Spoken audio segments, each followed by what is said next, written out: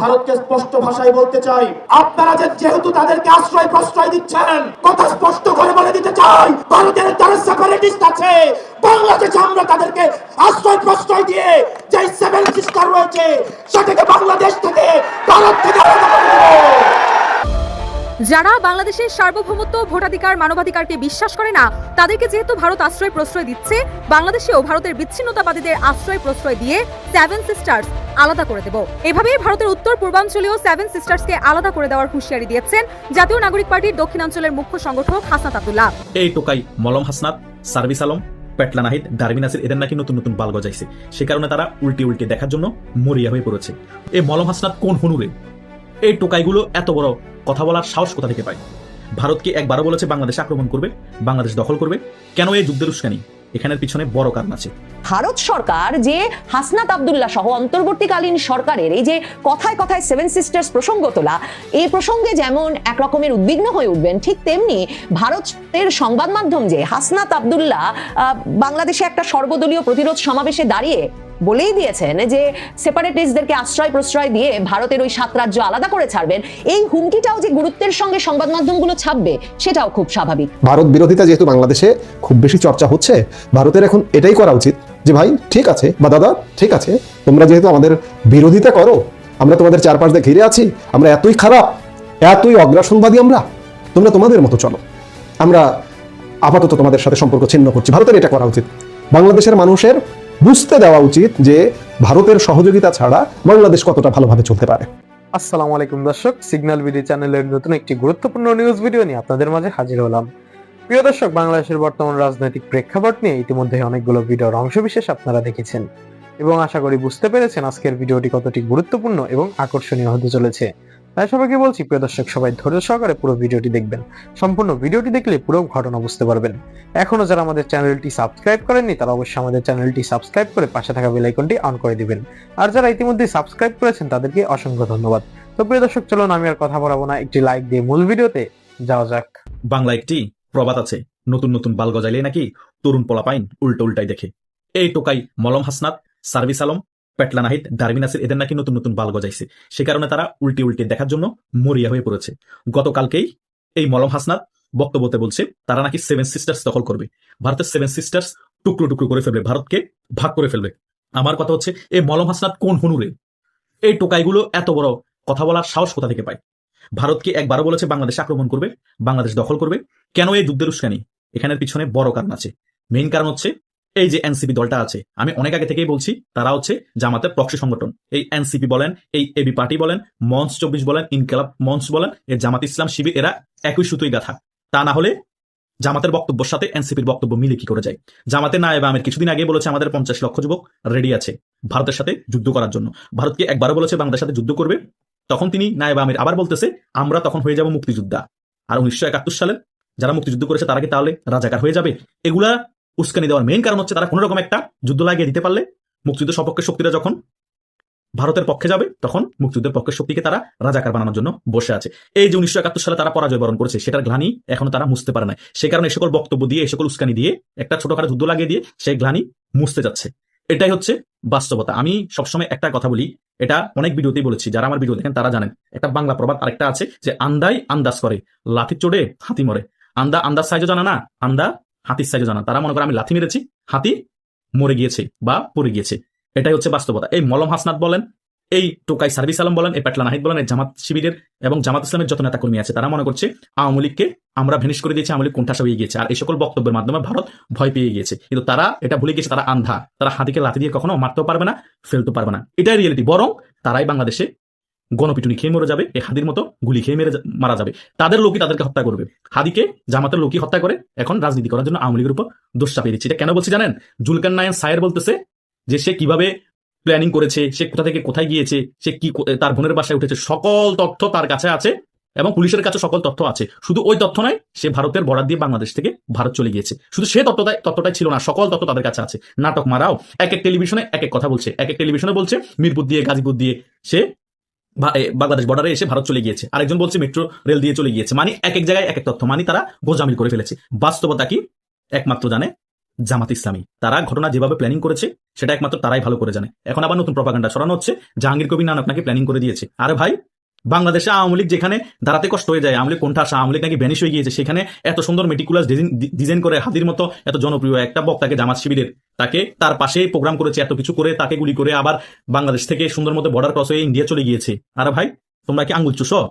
আবার বলো তোমরা ফেসিবাদকে নাকি বাংলাদেশ থেকে তাড়িয়ে দিয়েছো, আওয়ামী লীগের কবর রচনা হয়ে গিয়েছে। তাহলে তো আওয়ামী লীগ যদি এটা করে থাকে তাহলে তোমাদের কবর রচনা করে দিয়েছে, তোমাদের রাজনীতি করার তো দরকার নাই, তোমাদের জন্য তো লজ্জার কথা। বুঝো নাই?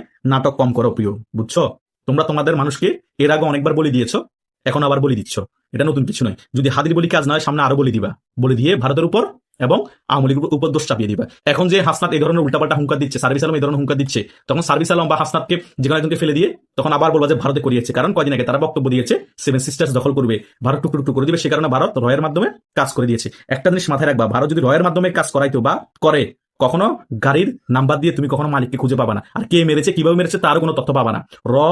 ছোটখাটো গোয়েন্দা সংস্থা না, বিশ্বের টপ কয়েকটা গোয়েন্দা সংস্থার মধ্যে হচ্ছে একটা। কানাডার মধ্যে গিয়ে পর্যন্ত শিখদেরকে ঘটনা করে দেওয়ার মতো গোয়েন্দা সংস্থা হচ্ছে আর বাংলাদেশে এদেরকে খেয়ে দেওয়া কোনো ব্যাপার না, আর খেয়ে দিলে সেটার কোনো তথ্য পাইতে না। সো ভারতের দোষ দিয়ে আওয়ামী লীগের দোষ দিয়ে লাভ নাই। আওয়ামী লীগ আর ভারত যদি যোগসাজশ করে কোনো কাম করে, এই সার্ভিসকে খেয়ে ফেলে, নাইটকে খেয়ে ফেলে, তারপর মলম আসাদকে খেয়ে ফেলে, তোমরা কোনো প্রুফও পাবা না। তোমরা যখন প্রুফ পেয়ে গিয়েছো এটা 100% শিওর এটা জামাত ইসলামীর কাজ, এটা 100%। ভারতের কোনো কাজ করলে সেটার কোনো প্রুফ রাখে না। এটা যারা সম্পর্কে ধারণা আছে, মোসাদ সম্পর্কে ধারণা আছে, যারা কেজিবি সম্পর্কে ধারণা আছে, সিআই সম্পর্কে ধারণা আছে, গোয়েন্দা সংস্থারা কিভাবে কাজ করে, তারা ব্যাপারটা সম্পূর্ণ ক্লিয়ার যে এটা ভারত করে না। আর আওয়ামী লীগের যোগসাজশ থাকলো, আওয়ামী লীগ সেটা গর্বের সহিত অকপরে শিকার যেত। আওয়ামী লীগ যখন এটা কোনোভাবেই অকপরে শিকার যাচ্ছে না, শুধুই নিয়ে বিনিয়ে আওয়ামী লীগের উপর দোষ চাপিয়ে কোনো লাভ নেই। তথ্যপত্র ভালোভাবে কালেক্ট করেন, ভিতরের তথ্য জানেন, সংবাদ মাধ্যমকে আমি বলবো সকল বিষয় ক্লিয়ার হয়ে যাবেন যে এটার পিছনে সম্পূর্ণরূপে যোগসাজশ আছে জামাত ইসলামীর। কারণ তারা যে রাজনীতি খেলতে চেয়েছে এক ঢিলে তিন পাখি, সেটাই তারা দেখেন। এখন ফিল্ড কিন্তু গরম হয়ে গিয়েছে, জামাত ইসলামী চাঙ্গা হয়ে গিয়েছে এই হাদির গুলি খাওয়ার পরে। তারা এটাই চেয়েছিল যে তফসিলের পরে ফিল্ডটা আমাদের দখল থাকুক, আমরা আন্দোলন সংগ্রাম আমরা চাঙ্গা রাখি, আমাদের দখল রাখে। বিএনপি বড় দল হওয়া সত্ত্বেও তফসিল ঘোষণার পরে বিএনপি তেমন চাঙ্গা হতে পারেনি, ফিল্ডটা তাদের দখলে রাখতে পারছে না। বিএনপি মনে করছে আমাদের চাঙ্গা হওয়ার দরকার নেই, ফিল্ড দখলেরও দরকার নেই, নির্বাচন হলে আমরা এমনি জিতে যাবো, দেশ শাসনের উপর এমনি পাবো, যেভাবে হোক আমরা সরকার গঠন করছি। তাই জামাত ইসলামী যাই করবে করুক, আমরা শুধু একটা এজেন্ডা নিয়ে এখন রাজনীতি করবো। জামাত ইসলাম রাজাকার এই মুহূর্তে বাংলা ছাড়, ধর শিবির ধৈর্য জবাই করে, এই দুটা এজেন্ডা নিয়ে নামবো। ঢাকা ভার্সিটির মধ্যে রাজাকারদেরকে জুতা নিক্ষেপ করবো, তাহলে মুক্তিযুদ্ধের সপক্ষে শক্তি সবাই আমার পক্ষে চলে আসবে, আওয়ামী লীগও আমাদের প্রতি সিম্পেথি হবে, আমাদেরকে ভোট দিবে। এই এজেন্ডায় বিএনপি এখন রাজনীতি করছে। এখন জামাত আরেক শিয়ানা মাল। জামাত এখন আবার আজকে 16 ডিসেম্বরের দিন মুক্তিযুদ্ধের পক্ষে কথা বলছে, পাকিস্তানিরা কিভাবে সারেন্ডার করছে সোহরাওয়ার্দী উদ্যানের মধ্যে, সেই ব্যাপারগুলো তুলে ধরছে। আরে ভাই, নাটক কম করো। 14 ডিসেম্বর তোমাদের জামাত ইসলামীর লোকেরা বলে বুদ্ধিজীবীদেরকে পাকিস্তান হত্যা করে নাই, ভারত হত্যা করছে। আবার 16 ডিসেম্বরে আবার কথা টোন চেঞ্জ হয়ে গিয়ে মুনাফিকি কথাবার্তা বলা শুরু করছে। এখন বলে যে পাকিস্তানিরা আত্মসমর্পণ করছে এই সোহরাওয়ার্দী উদ্যানের মধ্যে। আর পাকিস্তানিরা আত্মসমর্পণ করছে, তার সাথে তো তোমাদের দাদা পরদাদারা আত্মসমর্পণ করেছে, তাই নয় কি? আলবদর আল শামস তারাও করে নেই, সেটা কেন বলো না? সেটা কি লজ্জার? হা। সো এই নাহিদ ইসলাম, এই সার্ভিস আলম, এই মলম হাসনাত, তাদের যে কি অবস্থা হবে তারা সেটা কল্পনাতে চিন্তা করতে পারে না। তারা মনে করে আউফা বক্তব্য দিয়ে, হুমকি ধামকি দিয়ে আমরা আরো জনপ্রিয়তা অর্জন করবো, আওয়ামী লীগ কিভাবে কোনটা করে রাখতে পারবো, ভারত আমাদের হুঙ্কারে ভয় পেয়ে যায়, যেটা তোমরা চিন্তা করো ব্যাপারটা সেটা না। ভারত চাইলে তোমাদেরকে যে কোনো মুহূর্তে তাদের গোয়েন্দা সংস্থা দিয়ে খেলে দিতে পারে, তোমাদেরকে ভারত কাউন্টে নেয় না, সে কারণে খেলে দেয় না। ভারত অনেক উপর লেভেলে চিন্তা ভাবনা করছে, সেটা তোমরা নির্বাচনের পরবর্তী কিছু সময় পরে বুঝতে পারবা, যদি আওয়ামী লীগ ছাড়া এবং জাতীয় পার্টিকে ভালোভাবে নির্বাচন করতে না দাও। এটা তোমরা হারে হারে টের পাবা। আমি বলছি তো, যারা আমার ভিডিও দেখেন তারা এই ব্যাপারটা লিখে রাখতে পারেন। ম্যাসাকার পরিস্থিতি হবে বাংলাদেশে, কেউ রক্ষা পাবে না, আর আওয়ামী লীগ খুব দাপটের সহিত বাংলাদেশে তখন ফিরে আসবে, এটা 100%। বাংলাদেশের নাহিদ হাসনাতরা ভারতের 7 সিস্টার্সকে আলাদা করে দেবে। কি করবে ভারত? বাংলাদেশের এই মুহূর্তে তারা নিজেদেরকে মনে করে বিরাট নেতা নাহিদ ইসলাম এবং হাসনাত আব্দুল্লাহ, নবগঠিত এনসিপি নেতা, এনসিপির আহ্বায়ক নাহিদ ইসলাম এবং দক্ষিণাঞ্চলের মুখ্য সংগঠক হাসনাত আব্দুল্লাহ, তারা নিজেদের অনেক বড় নেতা মনে করেন এবং তারা কথায় কথায় ভারত ভেঙে দেবার কথা বলে, কথায় কথায় ভারতীয় দূতাবাস অভিমুখে যাত্রা করার কথা বলে। আবার কেউ কেউ বলে যে বাংলাদেশে ভারতীয় দূতাবাস থাকার কোনো অধিকার নেই। গতকালকে এই ধরনের কয়েকটি আলাপ হয়েছে, তার প্রেক্ষিতে আমি আলাপ করতে এলাম যে বাংলাদেশকে অস্থিতিশীল করলে ভারতের 7 সিস্টার্সকে আলাদা করে দেওয়া হবে বলে হুঁশিয়ারি উচ্চারণ করেছেন জাতীয় নাগরিক পার্টির মুখ্য সংগঠক, দক্ষিণাঞ্চলের মুখ্য সংগঠক হাসনাত আব্দুল্লাহ। গতকাল সোমবার কেন্দ্রীয় শহীদ মিনারে ইনকিলাব মঞ্চ আয়োজিত ওসমান হাদিকে হত্যা চেষ্টার সর্বদলীয় প্রতিরোধ সমাবেশে তিনি এই হুঁশিয়ারি দেন। হাসনাত আব্দুল্লাহ বলেন, যারা দেশে বিশৃঙ্খলা সৃষ্টি করছে, নির্বাচন বানচাল করতে চায়, ওসমান হাদিকে হামলায় জড়িত, এমনকি সীমান্তে বাংলাদেশি ভাই বোনদের ঝুলিয়ে রাখছে, তাদের পৃষ্ঠপোষকতা করছে ভারত। তিনি বলেন, ভারতকে স্পষ্ট ভাষায় জানাতে চায়, যারা বাংলাদেশের সার্বভৌমত্ব, সম্ভাবনা, ভোটাধিকার ও মানবাধিকারের বিশ্বাস করে না, যারা এ দেশের সন্তানদের ওপর আস্থা রাখে না, আপনারা যেহেতু তাদের আশ্রয় প্রশ্রয় দিচ্ছেন, আমরাও ভারতের বিচ্ছিন্নতাবাদীদের বাংলাদেশে আশ্রয় দিয়ে সেভেন সিস্টার্স আলাদা করে দেব। কত বড় কথা, চিন্তা করুন। ভারতের সেভেন সিস্টার্সকে যারা অস্থির করতে চায়, বিচ্ছিন্ন করে দিতে চায়, তাদেরকে এই হাসনাত আব্দুল্লাহরা আশ্রয় দিয়ে সেভেন সিস্টার্সকে আলাদা করে দেবে। একই অনুষ্ঠানে এনসিপির আহ্বায়ক নাহিদ ইসলাম বলেন যে ভারতের অখণ্ডতা ও সার্বভৌমত্ব বাংলাদেশের ওপর নির্ভরশীল। ভারতকে সাবধান থাকতে হবে, বাংলাদেশের সঙ্গে সম্মান ও মর্যাদার সম্পর্ক রাখতে হবে। একই অনুষ্ঠানে এই এনসিপির আর এক নেতা সার্জিস আলম বলেন, ভারতীয় হাইকমিশন যদি এদেশের মানুষের চাওয়া পাওয়াকে ভারতের কাছে তুলে ধরতে না পারে, তাহলে এই মানুষগুলোর এদেশে থাকার কোনো অধিকার নেই। এনসিপির বড় বড় নেতাদের কণ্ঠে একই টাইপের বাক্য, কথাবার্তা উচ্চারিত হচ্ছে যে ভারতকে তারা আলাদা করে দেবে, ভারতের বিচ্ছিন্নতাবাদী গোষ্ঠীকে বাংলাদেশে তারা আশ্রয় প্রশ্রয় দেবে। হ্যাঁ, বাংলাদেশে এর আগেও ভারতের বিচ্ছিন্নতাবাদীদের আশ্রয় প্রশ্রয় দেওয়া হয়েছিল। 2001-06 আমলে ভারতের বিচ্ছিন্নতাবাদীদের বাংলাদেশে আশ্রয় দেওয়া হয়েছিল এবং বাংলাদেশ দিয়ে অস্ত্র পাচারেরও চেষ্টাটা করা হয়েছিল। আজকে আবার সেই সময়ের সন্ধিক্ষণে বাংলাদেশ, ভারত এখন কি করবে? আসলে ভারত নিয়ে বাংলাদেশে ঘৃণা তৈরি করা হয়। এগুলো শুনতে অনেক অপ্রিয় হলেও সত্য যে মাদ্রাসা একটা পবিত্রতম জায়গা, পবিত্রতম শিক্ষা প্রতিষ্ঠান। মাদ্রাসা যে কতটা কল্যাণমূলক শিক্ষার জায়গা হতে পারে সেটা দেখতে হলে ভারতে যেতে হবে। ভারতে হিন্দু ধর্মাবলম্বীরাও মাদ্রাসায় পড়ে, হিন্দু ধর্মাবলম্বী শিক্ষকতা করে মাদ্রাসায়, হিন্দু ধর্মাবলম্বী কর্মচারী করে মাদ্রাসায় চাকরি করে। বাংলাদেশে একটি উদাহরণ দেখাতে পারবেন? ভারত তো বিশ্বের মুসলিম সংখ্যাগরিষ্ঠের তার দিক দিয়ে তৃতীয় বৃহত্তম মুসলিম দেশ। ইন্দোনেশিয়া, পাকিস্তান, ভারত, তারপরে বাংলাদেশ। কিন্তু সেই ভারতে মাদ্রাসাগুলোকে এমনভাবে গড়ে তোলা হয়েছে যে সাধারণ স্কুল কলেজের যে সিলেবাস আর মাদ্রাসার যে সিলেবাস একদম কাছাকাছি। শুধুমাত্র মুসলিমরা ধর্মীয় বিষয়গুলো পড়বে আর অন্য ধর্মের যারা, তারা স্ব ধর্মের বিষয়গুলো পড়বে। যার দরুন সেখানে মাদ্রাসাকে আলাদা সাম্প্রদায়িকভাবে চিহ্নিত করার কোনো সুযোগ নেই। সেখানে অন্য ধর্মের মানুষ যে মাদ্রাসায় পড়তে পারবে না এমনটা নাই। এবং মাদ্রাসা মডেল শিক্ষা প্রতিষ্ঠান হিসেবে ভারতে গড়ে উঠেছে, শুধু পশ্চিমবঙ্গে নয়, ভারতের রাজ্যে রাজ্যে। এবং মাদ্রাসায় রেজাল্টের কথা যদি বলেন, শীর্ষ স্থানও অধিকার করে থাকে ভিন্ন ধর্মের মানুষ। হিন্দু, বৌদ্ধ, খ্রিস্টান, অন্য ধর্মের মানুষও মাদ্রাসা শিক্ষায় শীর্ষ স্থান দখল করে। কিন্তু বাংলাদেশের মাদ্রাসা একটি সাম্প্রদায়িক শিক্ষা প্রতিষ্ঠান হিসেবে গড়ে তোলা হয়েছে। সিলেবাসে সমতা আছে, আবার ভিন্নতা আছে। এবং মাদ্রাসা শিক্ষা বহু ধারায় বিভক্ত বাংলাদেশে। এবং এই মাদ্রাসার অপব্যবহারটা এমনই, আজকে আমাদের এই যে মাদ্রাসায় বৃহৎ প্রজন্ম পড়ে, তাদেরকে আমরা আলোর পথে নিয়ে আসতে পারছি না আমাদের গলদ থাকবার কারণে। এবং এই গলদের কারণে মাদ্রাসায় নানা রকম নেতিবাচক শিক্ষাও দেওয়া হয়। অনলাইনে আপনারা খেয়াল করবেন যে ভিডিও ঘুরে বেড়ায় যে তোমরা ভারতকে ঘৃণা করো, ভারত তোমাদের শত্রু রাষ্ট্র, পাকিস্তান তোমাদের আপন রাষ্ট্র। এভাবে ভারতের বিরুদ্ধে ঘৃণা ছড়ানো হয়। যার দরুন এই যে যারা মন্তব্য করছেন, এদের অনেকেই মাদ্রাসার ছাত্র। মাদ্রাসায় ছোটবেলা থেকে তারা ভারতকে ঘৃণা করে করে বড় হয়েছে।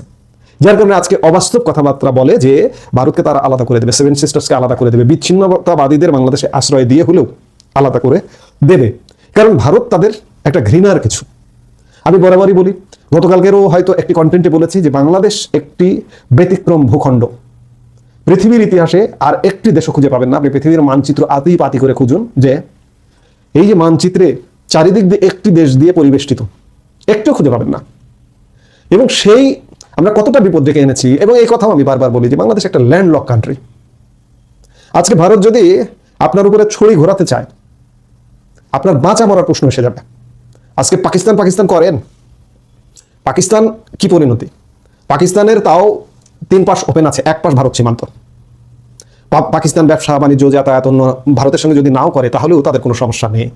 কিন্তু আজকে বাংলাদেশ যদি কোনোভাবে বন্ধ হয়ে যায়, বাংলাদেশ, পাকিস্তান তো একটা পর্যায়ে আছে, বাংলাদেশের চাইতে অর্থনৈতিক দিক দিয়ে পাকিস্তান অনুন্নত দেশ।